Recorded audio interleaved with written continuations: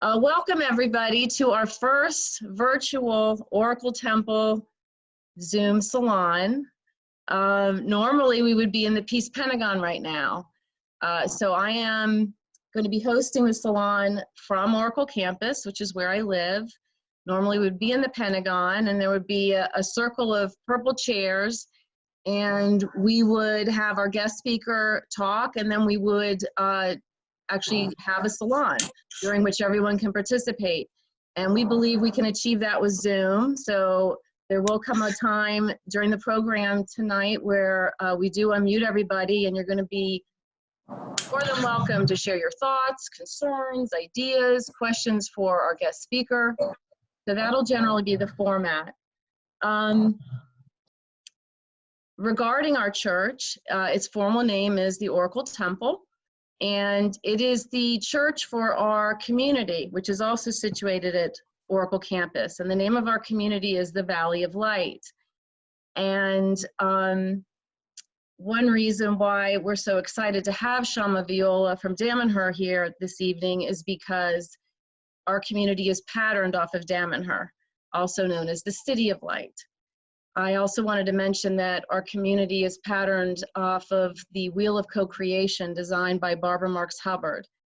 And I find it to be an incredible synchronicity that it is 1 year today that Barbara passed to the other side. So as we open our salon season, I wanted to share that fact with everybody because I know I'm not the only one on Zoom here tonight who loved her dearly and is still communing with her in various ways. So welcome everybody, including Barbara Marx Hubbard. And we are going to start tonight with a ceremony. It's going to be conducted by Michaela Milburn. She lives in Charlotte. So that's one of the cool things about doing this virtually. We can pipe in people from all over the country, all over the world. And the ceremony she's about to do for us is not just for this evening, it's for the whole season. And it's the first ceremony we've done in a while since we put the cap on the Peace Pentagon. So I'm very much looking forward to this. Michaela, please. Well, good evening, everyone. Blessings to all of us. Blessings, well-being, and good health. And may this time really offer you restitution and communion with your spirit and with the spirit of the earth. And with that, I have some candles here I've set up, and it was really lovely. You know what? Right now I'm holding this, so I would normally play the flute, but I can't play the flute and hold the camera or the drums. And so I set this up for you and this little space. And what we have is we have these pillar candles that are holding the space of, let's say, the angelic realms, right? We have, and then this is going to represent above, like the dark night sky, and below, like the womb of the Earth Mother.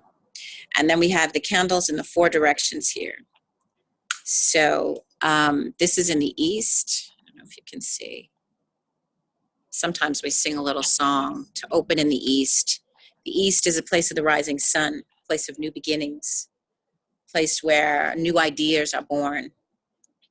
Time, springtime, time to plant fertile seeds into fertile ground. And it is the air element. And then we go to the south, element of fire. It's one of my favorites. I'm a fire keeper. Back behind there is a fire pit that we originally thought we would light to commemorate this time, but our technology didn't extend that far this time. And then over here in the west is the place of the emotions, the energy of water.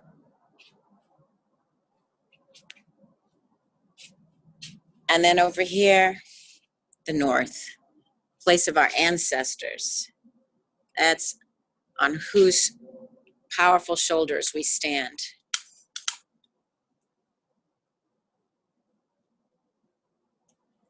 And then above in the night sky, above us, the no thingness, first place, the 0 point, above, where the first light, the first idea comes into form and begins the first beat, the first rhythm, the first wave that becomes form.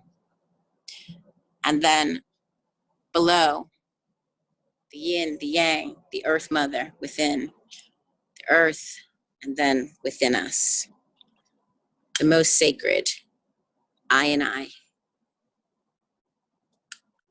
Holding the space for this season, holding the space for this time, holding the intention of our divine selves that came here during this time for a purpose. May we recognize that in this season, and may it grow in the coming seasons to light all of our hearts, our minds, our spirits, to know what's possible and to bring it here on earth. And so it is. Om Jai. Thank you so much, Michaela.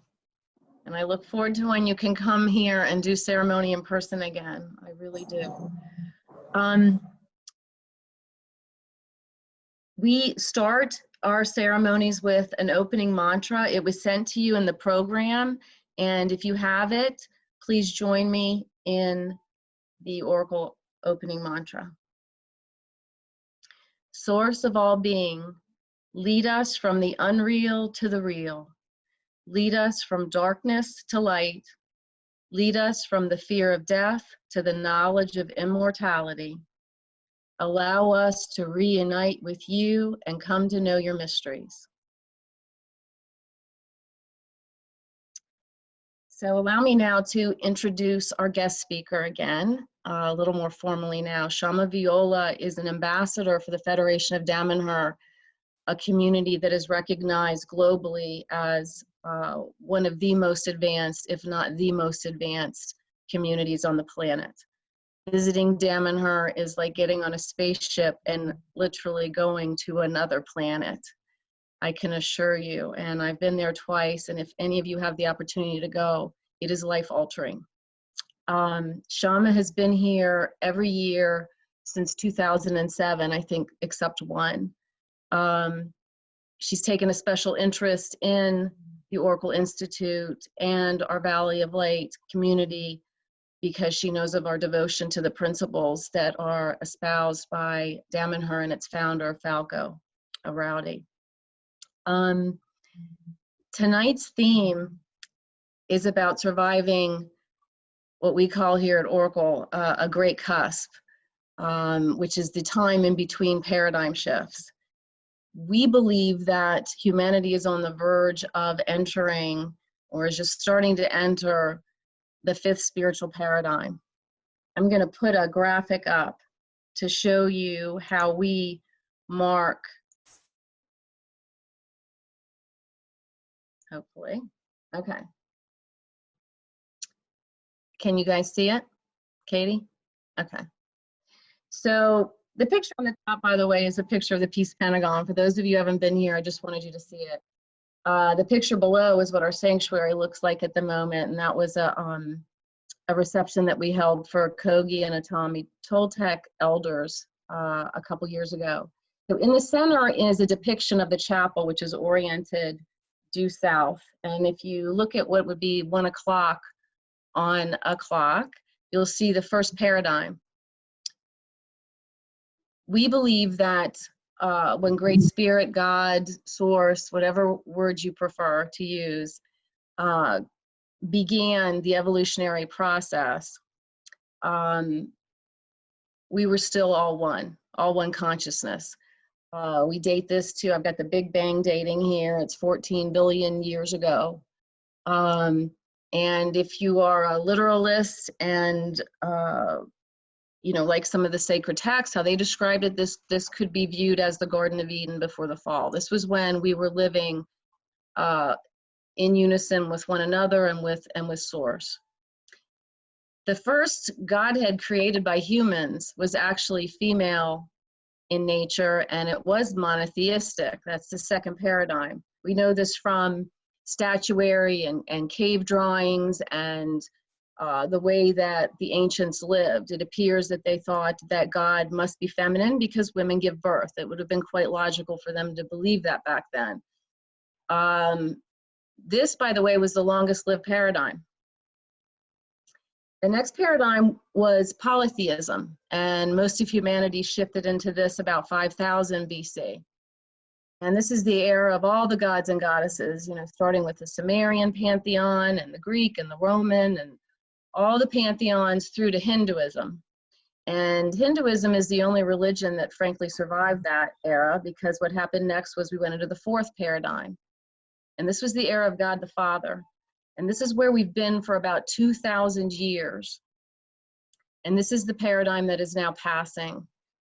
We don't have a really great name for the next paradigm, the fifth paradigm. We call it an era of balanced Godhead, in which the law of gender is finally understood. Those who are ready for more sophisticated theosophies are able to view God as light or energy. And what we're witnessing right now is a culture war, essentially, between the fourth and the fifth paradigm. So with that setup, I'm going to stop sharing. With that setup, I'm going to turn it over to Shama Viola to help us survive this great cusp and remain centered and focused on the glorious future we all want to manifest. Thank you, Laura, and convoy. Convoy is the greeting that we use here in Damanhur. It means I am with you. And I am with you tonight, although I'm still in Italy, and but the wonders of technology make us closer. And I think we're going to have to get used to this. At least for myself, that I've been traveling so much through these years, I'm going to have to get used to this particular medium of being close to people through technology. And I may enjoy it. I intend to. So what I'm going to be talking tonight is not anything new to you. I'm not going to give you great illumination on things that you don't know. I'm just going to review things we all know, putting them together so that we can understand this moment in time and how to address it. It was very well described by Laura. It was beautifully opened by Michaela, and I thank them both because it's been a wonderful setup for all of this. And what I'm here to share is something we all are in now. The beautiful thing that is happening in the world now is that we are all in the same boat, and we're all, in Italian you would say, we navigate, you know, this a vista means for what we see. Nobody really knows what's coming next. Nobody knows. Everybody can assume, we can project, we can envision, but in truth, nobody knows what's ahead. And we are all in the same boat. And so we are here trying to figure out what is the best way to approach this change. The way I see it, personally, is what I'm bringing to you, and it's this. I feel that in this time of great turmoil, great possibilities, great movement, the first thing that we are here to do is to recognize our personal physical needs. We have to start with our body. As you all know, we have plenty of different levels of reality, but we are here in a physical body. We are here in physical form. We are here in a world of duality. And we are here to handle the world of matter the best way possible. So the body is the vehicle of our spirit. The body is what we have chosen as a vehicle to navigate this particular reality. And the body in this moment is the one that is the most triggered by the situation. We have, as you all know, the reptilian brain, and it's the reptilian brain that is now reacting often to all the news and all the information that comes to us. Fake news, real news, gossip, misinformation, false information, whatever it is. Our body reacts through the fight or flight reptilian brain technique of being very much alert to what is needed, because it's based on survival. And so the first focus for us on how to navigate this particular time is to take care of our physical body, to assure it security and safety, to protect it, to do what is necessary for this body to feel well taken care of, to feel a level of well-being, a level of comfort. And so it's our responsibility to get the proper information, to follow the proper protocol, to get the proper supplements to strengthen our immune system, to do whatever is in our power to take care of this amazing servant, friend, our body. This is our first responsibility. Without the body feeling safe, without the body feeling well, we won't be able to address any other reality. And so this is the first step to focus upon. What can I do to sleep better, to rest more, to comfort my body, to have the right diet, to have the right exercise, to do what the body needs. And I'm gonna need to pay attention to what my own body needs, which will be probably different from other people, but I will need to pay attention to the body. And so that is how I will need the concern for survival of this wonderful vehicle that I have. Once the body is safe and protected and secure, once the body is healthy and well taken care, feeling supported and feeling that its needs are addressed, then it will be much easier for all of us to pass on to the next level, which is the emotional level. It is a time in which emotions are triggered. This fear of survival, this concern of the physical, this fear of contagion, it's real. And so the fears are needing to be recognized, needing to be handled, needing to be acknowledged. The emotional body, the emotional level needs our attention. All of us have emotional needs, and our needs are very universal. All of us need to be loved, need to feel supported, need to feel comforted, need to feel the friendship, acceptance, approval, needs to have a sense of community. These emotional needs are our responsibility. The emotions that are now triggered, mainly lately, the fears that are being spread around by all the various information and all the various approaches that we hear about. need to be held, need to be contained, need to be transformed, and need to be healed. We have the potential in us to be a nurturing parent to our personalities, to our various aspects of self that feel those needs, that feel that all of a sudden they feel a loss of contact, a loss of being touched, a loss of identity, a loss of potential loss of what you've built your life upon, possibly a loss of life, a loss of loved ones,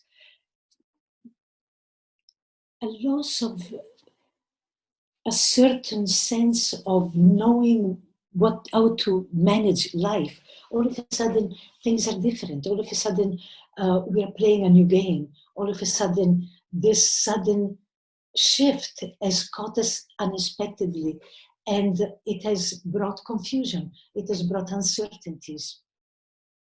And we need to be soft, kind, patient, understanding, compassionate, and loving towards these feelings, these moods, these shifts of moods. One day you may be totally frightened and in panic, the next day totally excited because you're feeling the potential and the possibilities of this new reality that is coming. And as you probably know, fear and enthusiasm are two sides of the same coin. It's energy. It's an energy that can go one way or another. And we can shift. We can find ourselves shifting from one to another and feeling schizophrenic somewhat. And we need to be gentle, kind, and understanding about these mood shifts, about these feelings of needing someone and feeling lonely, feeling in this forced social distancing, feeling the lack of being touched, the lack of connection. And so we need to make sure that we address it, that we reach out, that we somehow manage to fulfill these needs, calling friends, talking to friends, doing things that are nurturing to us,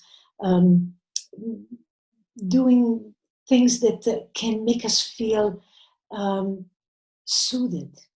For example, soft, slow and deep breathing, meditation, walking in nature for those who can and have the space to do it, reading, writing, having creative projects, nurturing yourself, your creativity, doing all the things that would make you feel at ease, make your emotion not become too excited one way or another. Find a balance within, find a modality that is suiting to us, so that we can find the center. And we can do it through yoga, through exercise, through stretching, through singing, through dancing. All the wonderful things that make us feel at peace, make us feel connected with ourselves, with life, with nature, with others. And it's very important with other people, even though we need to keep a certain distance at this time. And especially, I'm living in community, so I'm actually living with 20 people. And so we eat 1 meter from each other. We now have a certain, and we go around with a little mask, and it's a totally strange reality. But we laugh a lot. We laugh a lot, we make jokes all the time, and we support one another. So we need to rely on each other to when we feel down, when we feel frightened, when we feel sad, when we feel lonely, let's remember we're not alone, that there is people who love us, that do support us, that do want to feel us happy and supported. And so let's take advantage of the love that is available to us. Once we address the emotional level, it's time to look at our thinking. It's our thoughts that cause our feelings to be present. It's the thought that impact our feelings. And so it's our responsibility to shepherd our thoughts, to take care of our thinking, to not let our thinking run wild and create the emotional upheaval and turmoil that then is harder to deal with.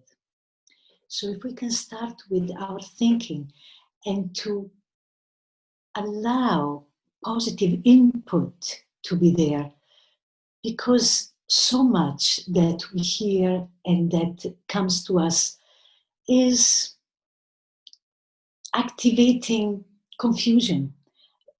I don't know about you, but I get every day on my telephone a huge variety of input, approaches to this and that information that then it's found false. Very hard right now to discriminate from what's right and what's wrong. But there are plenty of wonderful people that are there offering their services, their knowledge. And so it's crucial for us to discriminate and choose the people that we would like to receive input from. Our mental activity is affected very easily by all that we hear and what we see, and we get, our personalities are triggered and can immediately react to what we hear.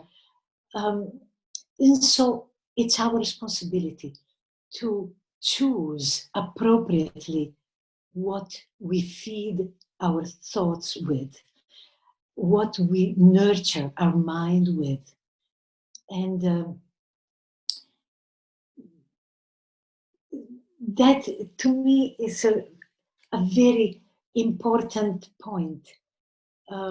It's easy to want to be distracted. It's easy to, while you're at home, to just look one movie after another, one news after the other, and to just live trying to avoid the inner reality. We are so outer reality oriented, and we need to instead come in. We need to nurture our thought, feed our mind with the proper information, with people that inspire us, with things that are lifting us from the level of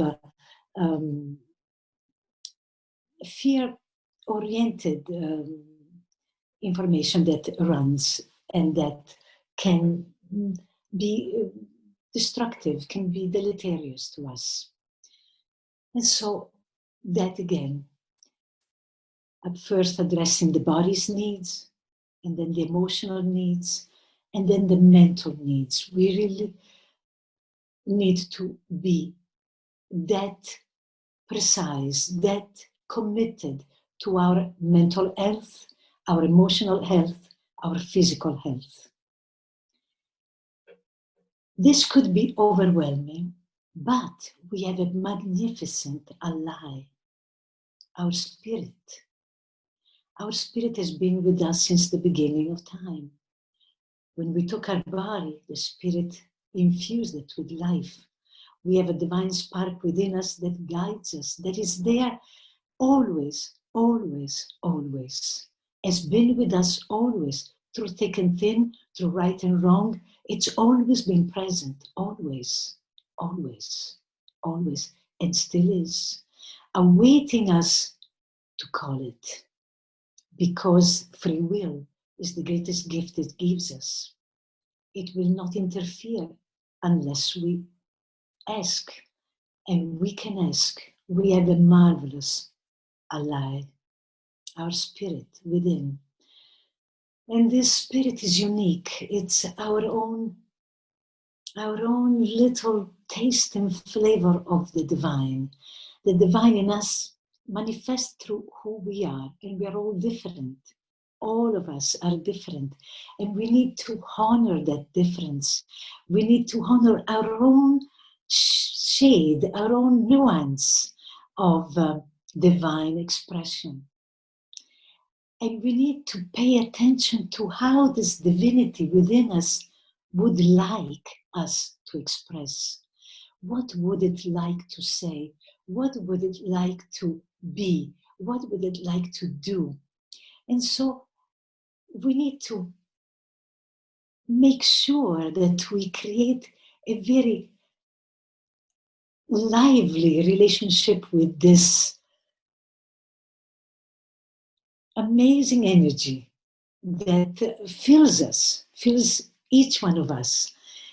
And we have to dialogue, communicate, allow this amazing presence to be real for us, to truly rely on it, to ask for guidance, to allow its expression, to trust it enough to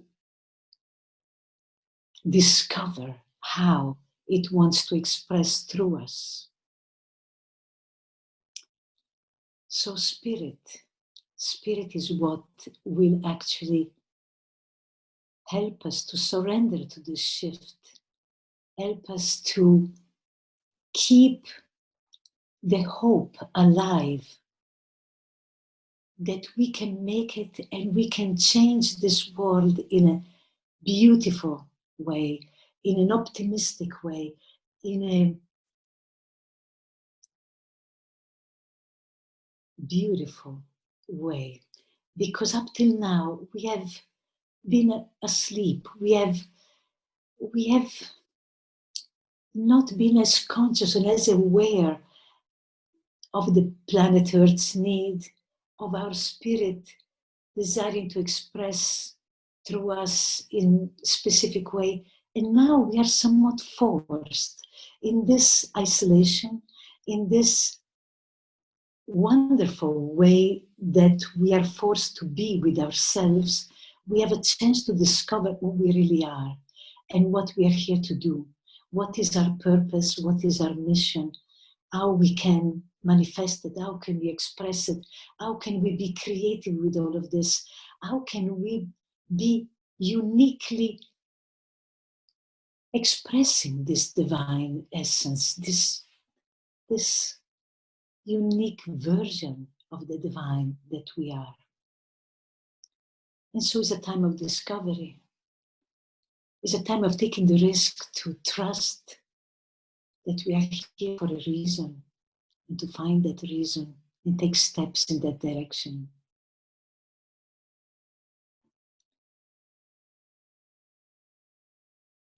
It's spirit that will help us to dissolve the fear. The virus is the fear. And the virus of fear brings separation, brings alienation, pessimism, despair, depression. We have the tools to heal all of that through spirit, through us taking responsibility for our daily life, for us to discover again the values of a simple life, the values of the small things that make life worthwhile, the love that is there for us, of friends and family, nature and its abundance, and the inner resources that we have to share with the world.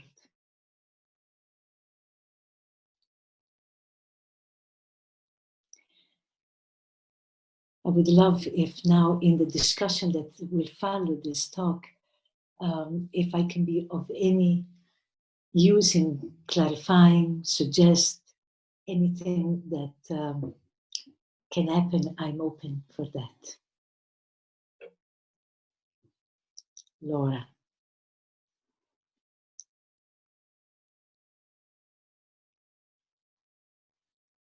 Okay, I'm off mute now. Shama, that was lovely. Thank you so much. I feel like I just went to the spa. Okay. I'm probably speaking for everyone when I say, as that washed over me, your introduction to the theme tonight, it put me personally in a different direction, just different physical space, everything you mentioned, physical space, head space, spiritual space. So that was perfect.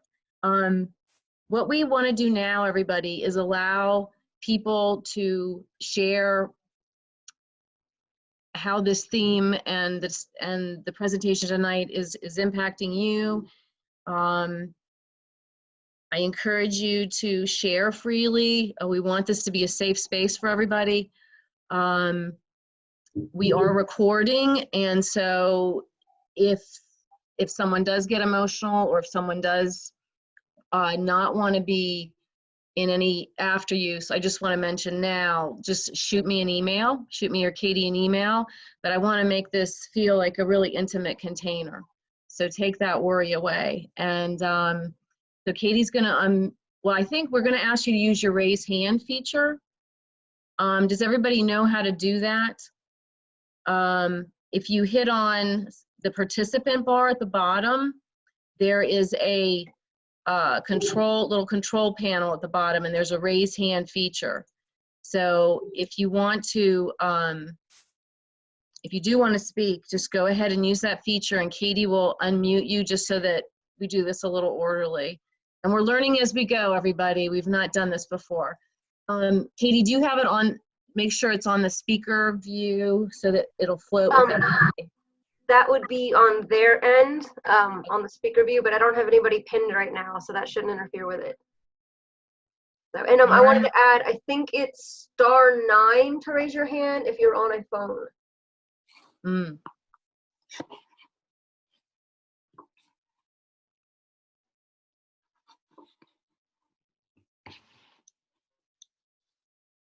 Nobody's raising. Yes. So far, I see no hands. Oh, Wilma, yes, okay.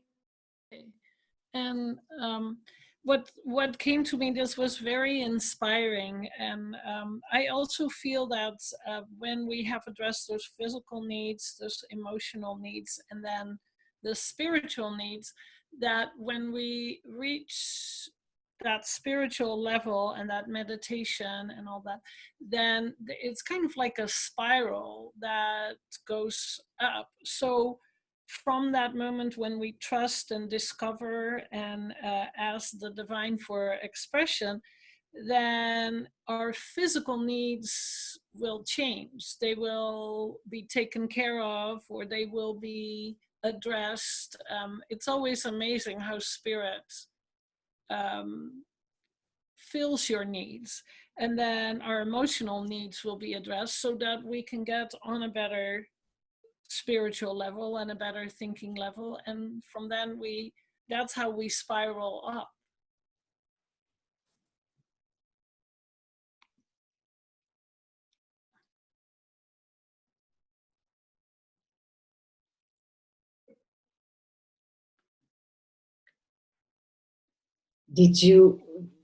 Thank you for sharing. I think that wasn't a question, it was a statement. It was just an inspirational thing that came from your whole talk, that I was like, wow, that is how we spiral up into right.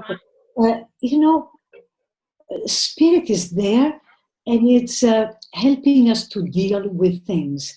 Things can be difficult.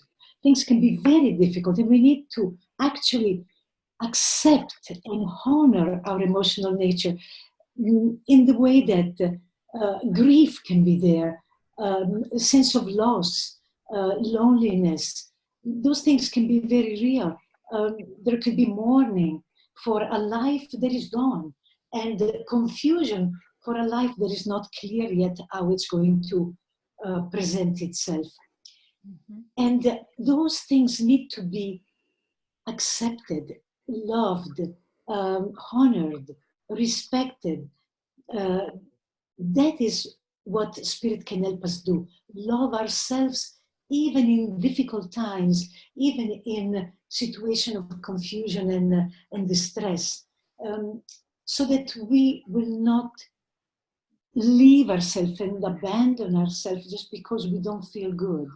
So we will call upon Spirit to help us love ourselves during the times of stress, of tension, of difficulties. We have an ally there, not because it's going to, with a Pollyanna thing, wave his magic wand and everything is well. No, it will help us love ourselves. It will help us to honor our emotion. It will help us to take care of our thinking. And that is the help that the divine gives us.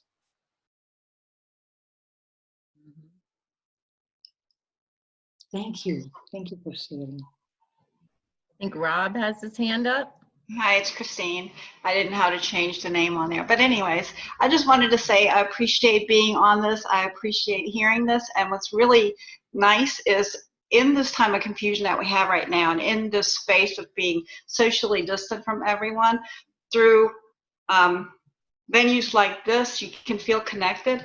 And what I got out of Sharma's message was that while at first it's all very chaotic and, oh, what do we have to do to keep ourselves safe and make sure we have enough food and all this stuff, but really you can take the time to take care of yourself, your inner self, and look at nature and really kind of calm everything down and be selective about what information comes to you. Like you said, you know, you can be on your phone and get all this information all the time and you're constantly stressed about what's happening in the world. Or take a breath and be introspective and really take the time for yourself now, because really it gives us the opportunity to take that time. And thank you for being part of this. Absolutely. That's it. Yes. It is a wonderful opportunity to learn to love ourselves and to get to know ourselves, get to know our needs and address them, and finally have the time to fulfill them, have the opportunity to address things that we usually didn't have time for because we were in the rat race where we lived to work. And now it's different. Now it's us. We are priority. And sometimes it's scary. We are not used to it. You know, it's a whole new approach. And so we have to befriend who we really are and get to like who we find ourselves to be. And have curiosity, have a sense of adventure about what might be next. So feeling optimistic and hopeful. And allow ourselves to dream and to envision a new reality, personally and collectively, so that we can all, as I said before, we are all in the same boat. So we want this boat to ride the wave and to find a safe port, and all of us be together in a new world created by us through our positive thinking, through our connection with each other, through our connection with ourselves and with the divine, etc. Who's up next, Katie? Is it Gina? Well, Diane had her hand up first. Okay, I wanted to just suggest that Katie, let people know when you're unclicking them. Okay. And then if you would please just say your name and where you are, just so we know where you're tuning in from. So it's Diane now. Hi, I'm Diane, and I'm here from North Carolina. I need to leave early, and I just wanted to say how much I appreciate your sharing, Shama, your calmness, your beauty, and grace of the message. It feels very, very, very soothing, and so much the truth that I relate to. Especially love what you had to say about truly honoring and loving ourselves. I feel that this is the healing for the generations, and it's so important. So thank you so much. I'm really grateful that I got to be here. Thank you. Yeah. Thank you. I'm unmuting Gina. Hi, I'm Gina. I'm calling in from Nashville, Tennessee. Laura, thank you for hosting. And Katie, it's so good to see your sweet face. And Shama, Conte, I miss you. I love you. And thank you for being here. Thank you. I love the way you framed that, because really it's a time when we're being called to show up as our whole self, right? Like every aspect of who we are, especially that spiritual part of us.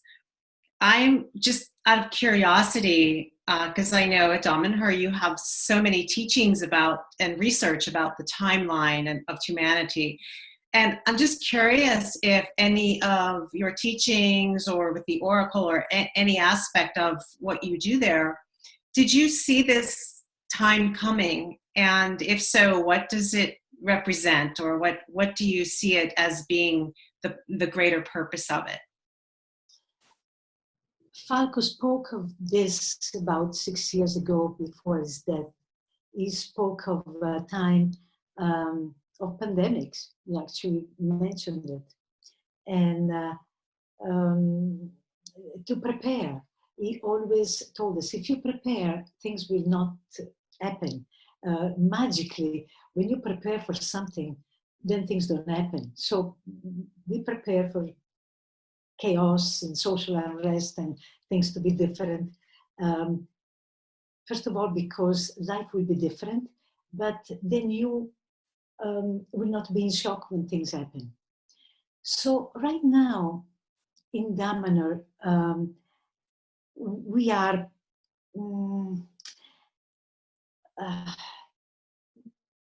continuing to explore in research about the timeline, about the meaning of this illness. We see this illness as a huge opportunity. We see it as a gift. We see it as something that has come to sweep clean a condition that was going downhill, spiraling downhill without any concern for the earth, the animals, the plants, the human soul. And all of a sudden, it stopped. It stopped this downhill spiraling.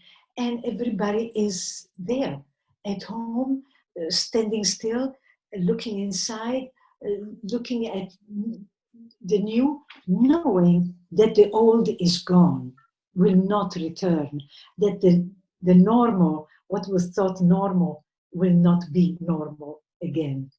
And so here we discuss, we have our assemblies through Zoom, so we keep our social distance, even though living in community, it's interesting. There is still a lot of contact, luckily.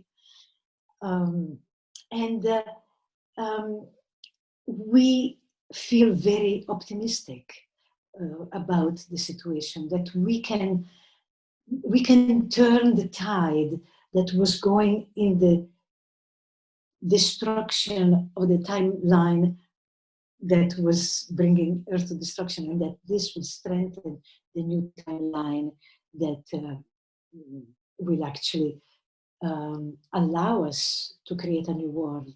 So yes, we do what we can. We work a lot, even though we can't meet anymore for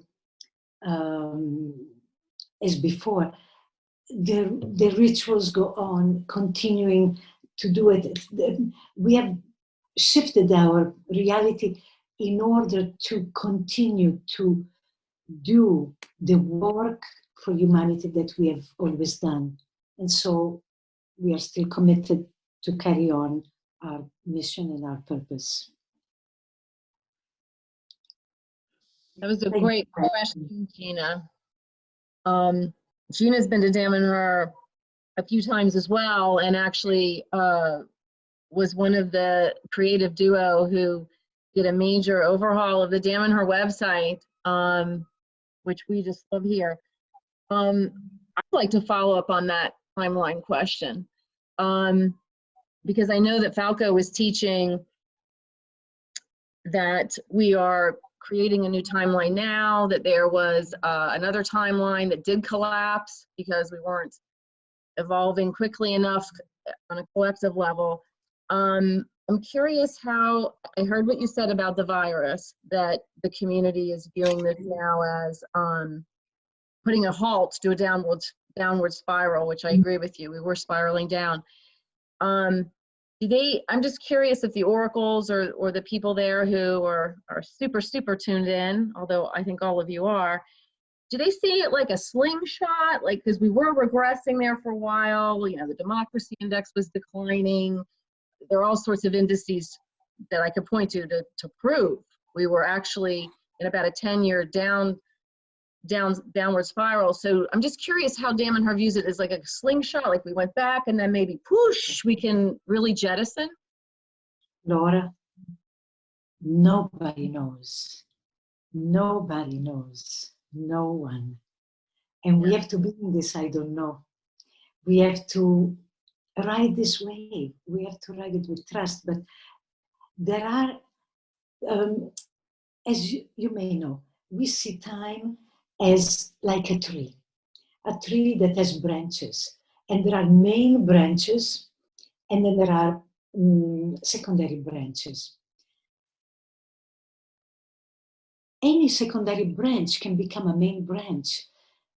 What I'm trying to say is that the possibilities are there for us, with our choices, to make a secondary branch a main branch. So it's not that the future is already defined. There are main branches showing possibilities, but they can be changed. So as this virus came and all of a sudden shifted our reality unexpectedly for so many, it was as if this tiny little thing, a virus, all of a sudden is the hugest thing that has ever happened in this planet recently.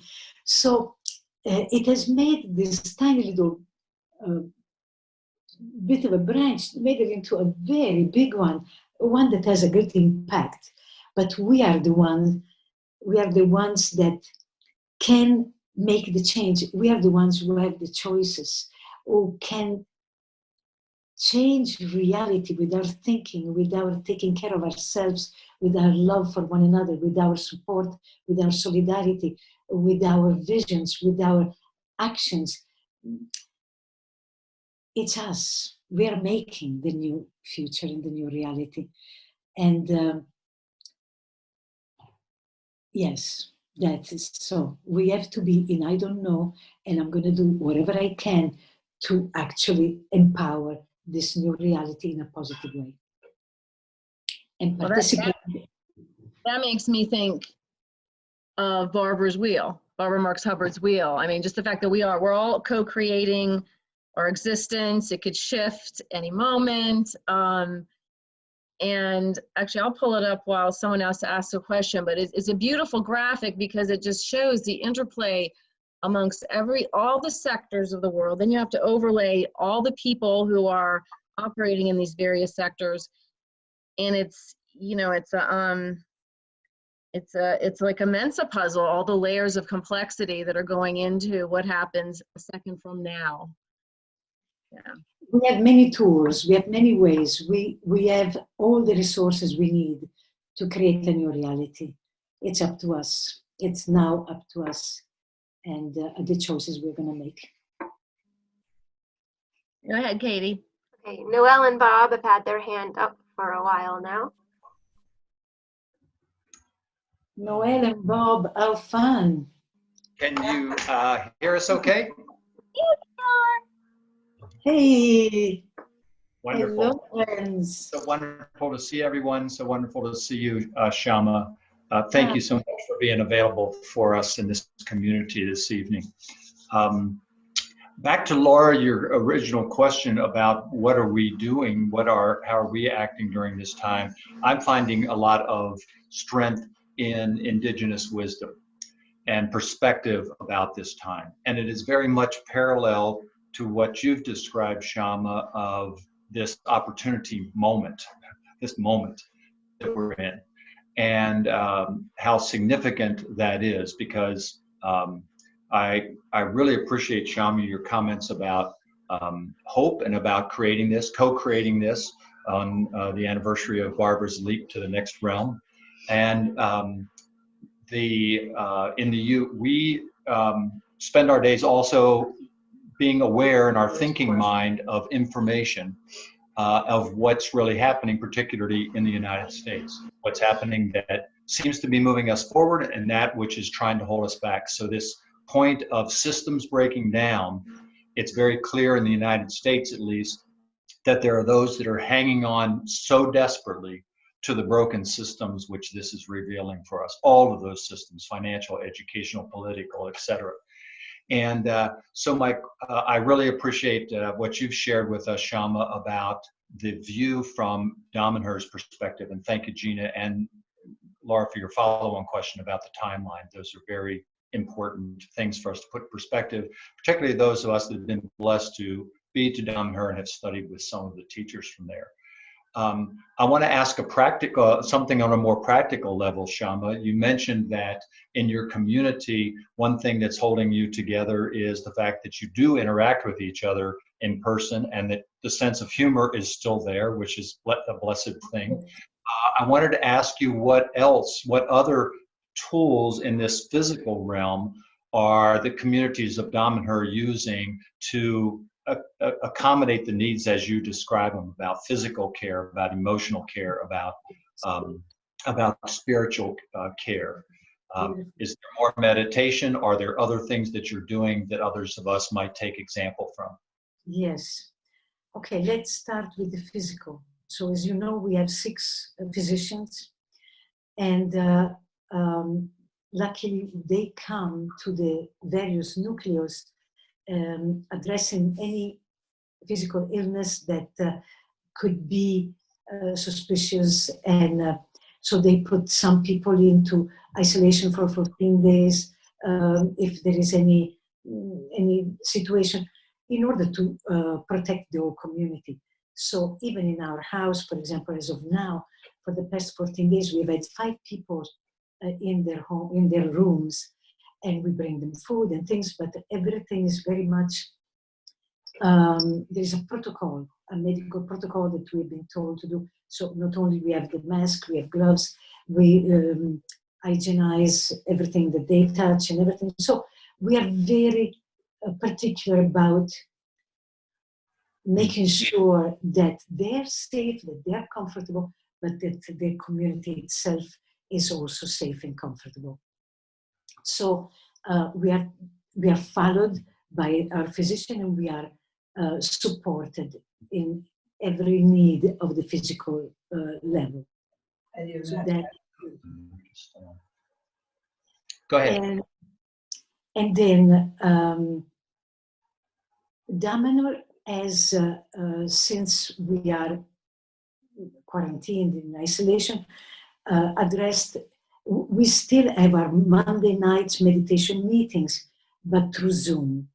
So nothing has changed in that direction. We have accommodated some of the rituals that we do so that now it can be done in the nuclear in certain ways, and so that we don't let them go, but they're done a bit differently. So we have adjusted things to make sure that there is that spiritual support, that we do our practices and we do our things, and that nothing is changed at that level. There is a bulletin that comes out every day that gives to everybody the information on the physical, emotional, governmental, economical, at all level. It gives the information. It comes to every individual on a bulletin. Then we do like meditations. We have done the global meditation. We have joined with the global meditation. We are now, well, there is another one that it's wanting to happen. How can you say?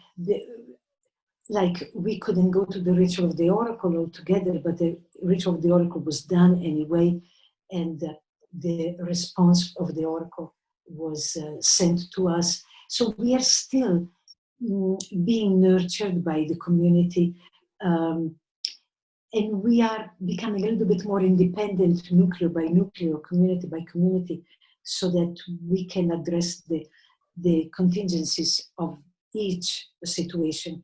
And so there is less reliance on the bigger governmental structure and more cohesiveness in each small community. But things are being done. Oh, we are doing amazing work on our land here. We do lots of work that had been postponed, and so now, yeah, we are happily doing things that need to be done, and as I say, really trying to be together, even with a mask, even at a meter's distance, but laughing and talking and connecting and discussing and dreaming and all of that. Very important. Thank you. Nice to see you. Evie, you need to ask that question now. Stacy's hand has been up for a while. Thank you so much for your calm presence and words of wisdom. I especially appreciated the reminder about my responsibility for my mind to shepherd my emotions. My question to you is this, that in addition to being mindful about how much information we're taking in so as to not be overwhelmed, knowing that there is so much information and a lot of it contradicts each other, and some of it is orchestrated by those whose intentions are not of the light. Do you have any tips for discernment of this information that we are taking in to filter out the truth? Yes, I would, as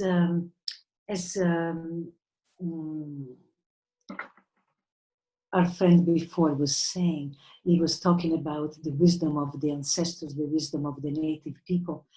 I have also noticed there are some amazing teachers that are teaching for free.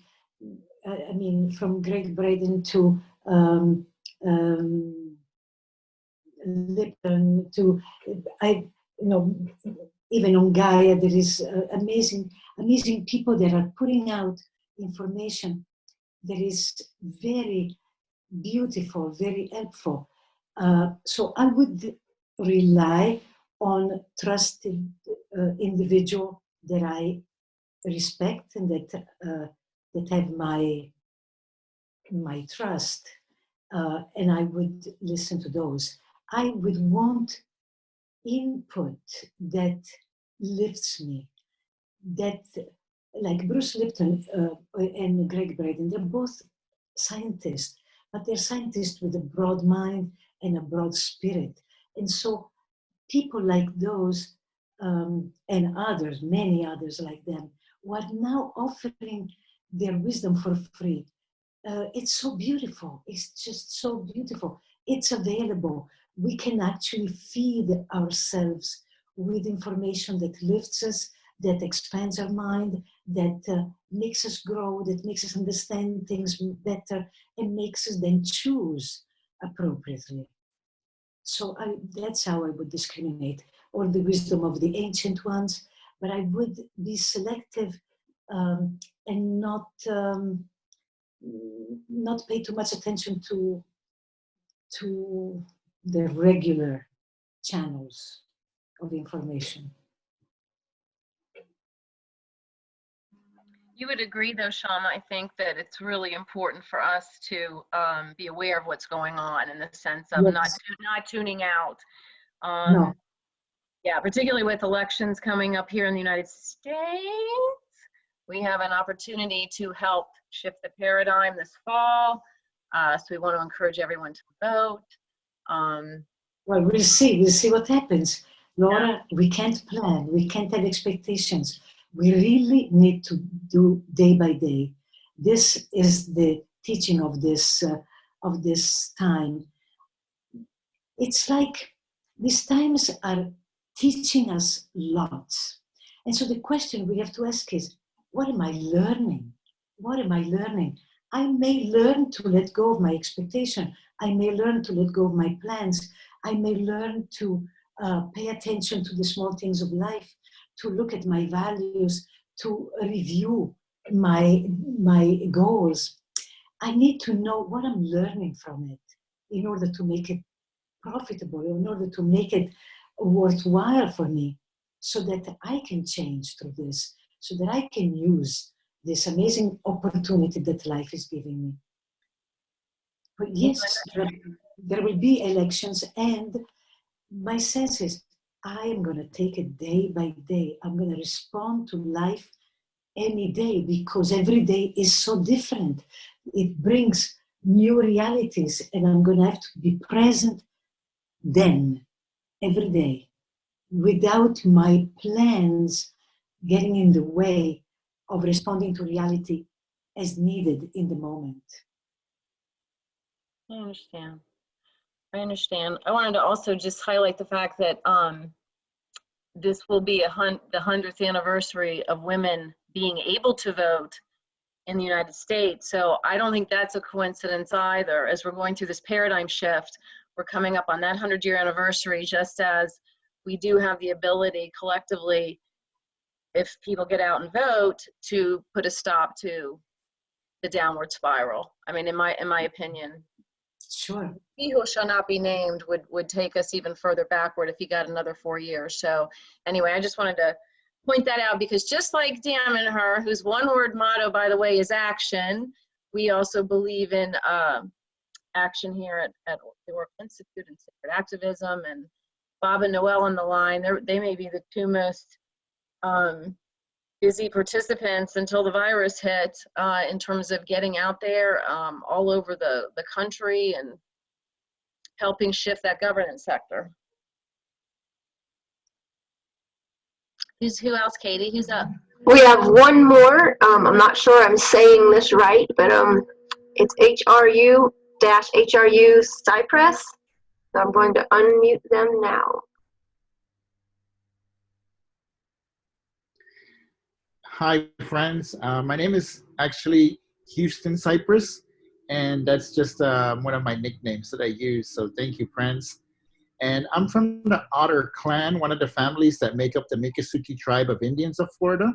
And I wanted to thank my friend Darcy for inviting me to this beautiful discussion. And again, I'm transmitting from South Florida. So Shama, thank you very much. And thank you very much to all the rest of the community here in this circle for sharing, because I've learned a lot and have been fed a lot. So what I'm taking away from the discussion is about health across all levels and nourishing ourselves appropriately at each level. And so this might be kind of similar to other questions, but my work involves kind of like being a conduit between different kinds of communities. as an activist and an advocate, my priorities are the circle of life and the natural world. So, like, I'm really looking for advice on how to best be a conduit, even though I'm in isolation right now. So, I think we've kind of touched on these things already, but I would like to hear a little bit more on how can I be a good conduit, even though this is the situation that I find myself in now. Thank you. That is what I was saying with Laura, that every day we need to be present with what life brings us. And so for you would be to say, what am I learning from this? I know what my dream and desire is. I want to be a conduit. How can I, in this new situation that life is providing me, how can I redesign my direction? And so to allow yourself to dream, to allow yourself to envision, to allow yourself to stretch and risk for things that are new. For me, for example, this is the first time that I'm doing this particular Zoom discussion. It's as if all of us are called to look for new opportunities and new modalities of being, and to respond. But by, like, what I feel from you is that you really want to be that conduit, and that your creativity is there ready to provide you with a variety of means and modalities from which then you can choose the one that feels most appropriate. And it could be, you could paint, you can dance, you can talk, you can sing, you can go onto the balcony and shut it out. Like, whatever you want to be a conduit for, you will do it, because it is the urge within you that wants to express itself. It's the divine in you that wants to finally be free to do what it wants. And so just ask this divine being within how it wants to express, and allow the dreams to come to you, night and day dreams, and allow yourself to risk and to not be stopped by any concerns, any fear of how others will react, or how the world will accept or not. It's a time of giving yourself permission, giving yourself freedom to really stretch, to really expand, to really go as wide outside the box as you can, and to have fun with it. My old teacher used to say, each one of us comes to this world with 7 focuses, 2 of which are universal and 5 are personal. But the 2 universal focuses that we all have is learning to have fun, and the second one, learning to consciously create success. So I want to give to you, dear friend, these 2 focuses, because it's what we are all here for. Learning to have fun, to actually enjoy life doing exactly what you're here to do, and learning to consciously create success by being who you are, by being that unique version of the divine, expressing yourself in that unique way that the divine wants to express through you.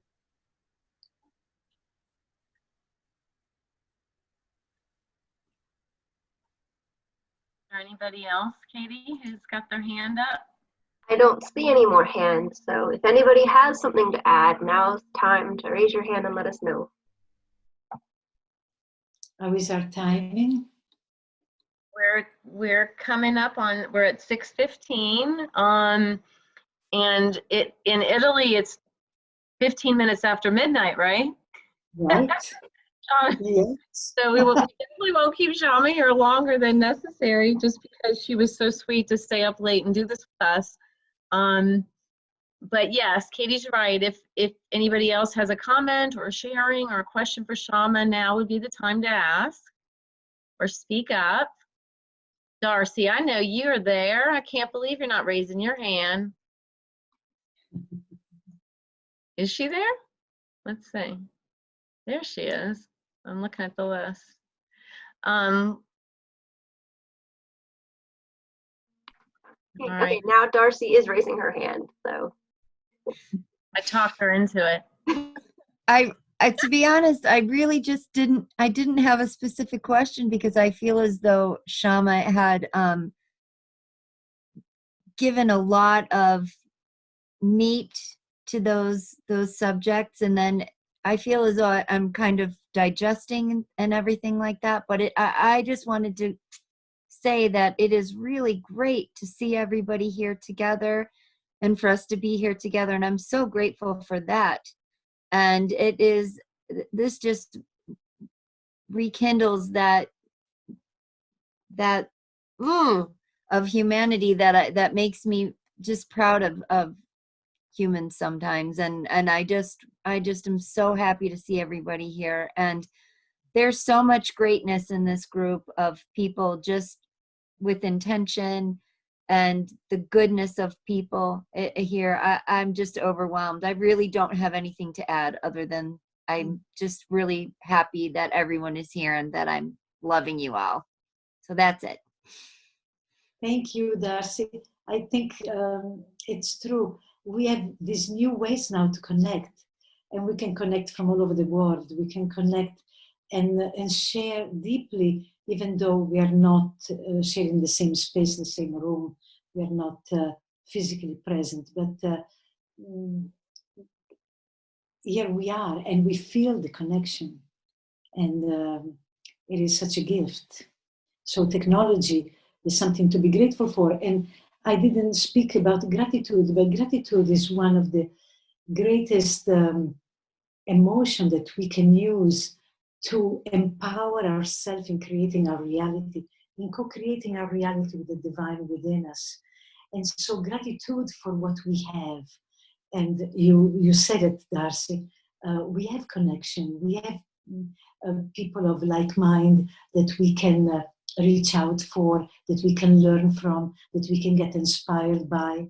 And so gratitude for the life that we have, for the body, the health of our body, for this wonderful body and how much it serves us, and for all the opportunities that are coming to us. Gratitude is really the most elevated form of co-creation and of connection with the divine, because it fills our heart and mind, and fills our being with this sensation of richness, of abundance, and so I'm glad that you reminded me of this wonderful resource that we have, this wonderful choice that we have, that we need to remember, to empower, to express. All right, so I think we have time for one or two more, and then we're going to close. Katie, does anybody else want to share? Noelle and Bob and Christine both had their hands raised. I don't know if it just timed out on them, but I will unmute Bob and let him have a chance if he still wants to speak. Hi, this is Bob. Oh, Shama, I'm just having some fun, you know that. I just want to say, Shama, thank you. I put this in the chat. I just want to make sure you got to see this. I want to thank you for your positive approach and enthusiasm for newness. One of Barbara's favorite words. She was getting new every day, and because she had a new outlook. And I agree that yes, everything is for my good, no matter what it looks like. And sometimes, as we're in this situation now, it really doesn't look good. So we just continually scan that radar and look for the good. And so I get to make the choice, and I just ask myself, is this choice the highest choice that I can make for myself and for humanity? So Right. I just want to say hello and say thank you. Thank you. Thank you, everyone. beautiful choice. And the question, what am I learning from it? What am I learning from this illness? What am I learning from this solitude? What am I learning from this lack of working, from this loss of identity, from this, what am I learning from everything that any day life brings me? And use it. Thank you. Thank you. And Christine, if you would still like to ask her another question or make another comment, I'm going to go ahead and unmute you now. Hi, Christine from Charlottesville here. I wanted to just say that I also, as Darcy said, appreciate all the goodness and kindness in people's hearts that are on this and in this group. And I wonder how we can bring that out into, let's say, community broadly, because I know you can't go and hug anybody or talk to anybody outside closely right now, but how can you convey the positiveness and the goodness that people have inside to others and try to get them to see that side as well, instead of being negative and beating each other up all the time? I mean, how do you go about, you know, outside of your community and try to connect? Truth be told, I don't try to do that. I feel that my responsibility is to my being, and that is through living in integrity with my being that I can affect reality without having to affect